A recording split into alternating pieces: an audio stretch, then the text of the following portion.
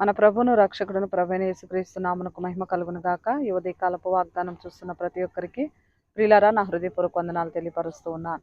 మరి అందరూ వేకువజామున లేచి ప్రార్థన పూర్వకంగా మీ జీవితాలను కొనసాగిస్తున్నారని, మీ కుటుంబాల కొరకు, సంఘముల కొరకు, సేవకుల కొరకు, అందరి కొరకు ప్రార్థిస్తున్నారని నేను ఎంతగానో మీ పట్ల విశ్వసించి మరి ప్రార్థన పూర్వకంగా మనవి చేస్తూ ఉన్నాను. ప్రియులారా, నేటి వాగ్దానం పరిశుద్ధ గ్రంథం నుంచి 145 దావీదు కీర్తనలు మరి 9వ అధ్యాయము.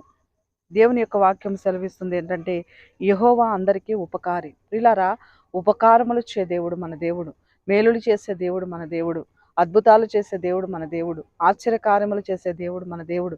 కాబట్టి ఉదయకాలమందు అద్వితీయుడైనటువంటి దేవుని నామాన్ని ఉచ్చరిస్తున్న నీవు, అనుసరిస్తున్న నీవు, ఆరాధిస్తున్న నీవు, ఉపకారాన్ని కూడా దేవుడు నువ్వు నమ్మాలి. అద్భుతాలు చేస్తాడని నీవు నమ్మాలి. ఆశ్చర్య కార్యాలు చేస్తాడని నీవు నమ్మాలి. వేకువజామునే ప్రార్థనా పూర్వకంగా మీ జీవితాలను కొనసాగిస్తున్న ప్రతి ఒక్కరి కుటుంబంలో ఎలాంటి కలతైనా, కలహమైన, మరి వేదనైన, దుఃఖమైన, బాధ అయినా, అనారోగ్య పరిస్థితి అయినా దేవుడు విడిపించబోతున్నాడు. కాబట్టి నీ కుటుంబానికి ఉపకారం చేయడానికి దేవుడు సిద్ధంగా ఉన్నాడు. కాబట్టి ఉదయకాలమందు ప్రియులారా, నువ్వేమాత్రం నిరుత్సాహపడాల్సిన అవసరం లేదు. ఈ యొక్క వాగ్దానమును మరి ఎత్తిపట్టి ప్రార్థించినట్లయితే దేవుడు నీ పట్ల మేలు చేయని ఉద్దేశించి ఉన్నారు. దేవుడి వాగ్దానం దీవించును గాక. మహాగణుడ స్తోత్రాలు. మహోన్నతుడ వందనాలు. ఉదయకాలమందు బిడ్డలతో మాట్లాడిన మీ శ్రేష్టమైన వాగ్దానం బట్టి వందనాలు. యెహోవా అందరికీ ఉపకారిని వాక్యం సెలవిస్తుంది. నిజమే నాయన, నువ్వు మా పట్ల ఉపకారములు చేసే దేవుడు, అద్భుతాలు చేసే దేవుడు, ఆశ్చర్యకార్యములు చేసే దేవుడు, గొప్ప కార్యములు చేసే దేవుడు.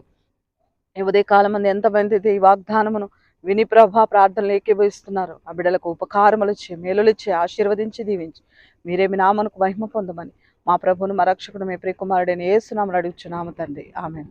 ప్రభు దీవించును గాక. ప్రభు మిమ్మల్ని ఆశీర్వదించి కాపాడును గాక. ఆమేన్.